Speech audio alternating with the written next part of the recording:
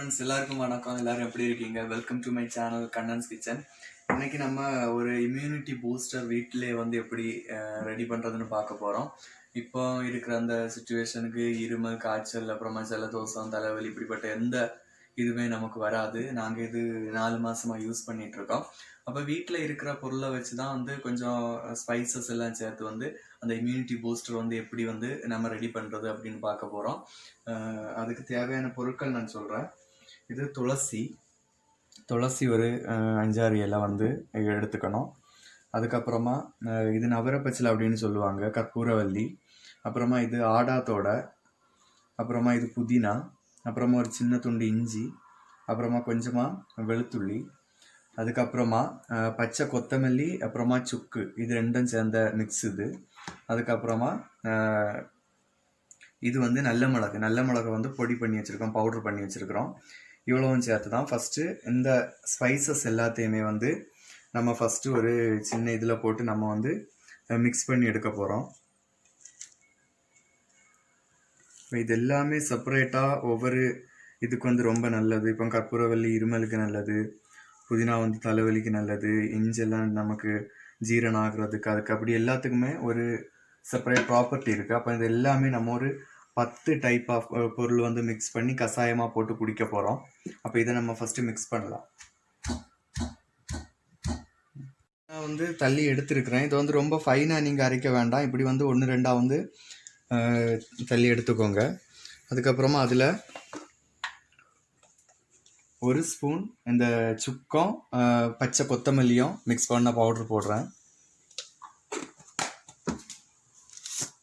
அதுக்கப்புறமா 1 ஸ்பூன் நல்ல மிளகு பவுடர். இது இவ்வளோத்தையும் மிக்ஸ் பண்ணி இது ஒரு 3 கிளாஸுக்கு நான் ரெடி பண்ணுறேன். நான் இதில் இப்போ 3 கிளாஸ் வெல்லம் வந்து ஆட் பண்ணியிருக்கிறேன். நான் ஸ்டவ்வை ஆன் பண்ணுறேன். ஆன் பண்ணி இது நல்லா கொதிக்கட்டும். ஒரு 3-4 மினிட்ஸ் நல்லா கொதிக்கிறது வரைக்கும் இது வந்து அப்படியே இருக்கட்டும். இதுக்கு உங்களுக்கு இனிப்பு வேணும்னா நீங்கள் சீனி, சுகர் ஆட் பண்ணாதீங்க.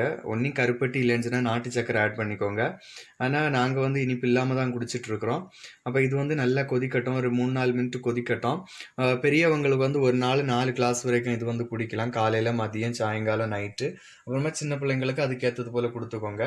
எங்களுக்கு இப்போ இந்த இடத்துல வந்து கொஞ்சம் குளிரான இடம் தான். ஆனால் ஒரு 4 மாதமாக நாங்கள் இது யூஸ் பண்ணிக்கிட்டு இருக்கிறோம். ஆனால் எங்களுக்கு எந்த சளியோ இருமலோ காய்ச்சல் இது எதுவுமே எங்களுக்கு வரல. அதனால தான் நான் இதை ஷேர் பண்ணுறேன். கண்டிப்பாக இதை நீங்கள் வீட்டில் இருக்கிற பொருட்களை வச்சு இந்த கஷாயத்தை வந்து செஞ்சு நீங்கள் இப்போ எல்லாருக்குமே வீட்டில் இருக்க எல்லாருமே கண்டிப்பாக குடிச்சு பாருங்கள்.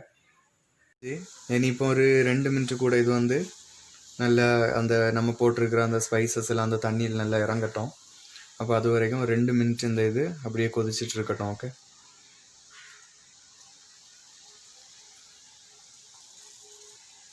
ஓகே. அப்போ நான் இதை இப்போ எடுத்துருக்கிறேன். அப்போ இது கண்டிப்பாக நீங்கள் வீட்டில் ட்ரை பண்ணி பாருங்கள். ட்ரை பண்ணி பார்க்குறதுனா நம்ம எல்லாமே இதில் ஆட் பண்ணியிருக்கிற எல்லாமே நமக்கு நம்மளோட நோய் எதிர்ப்பு சக்தியை வந்து இன்க்ரீஸ் பண்ண உள்ளது. அதே போல் ஓரோ ஸ்பைசஸுக்கும் அதுக்கான வேல்யூஸ் இருக்குது.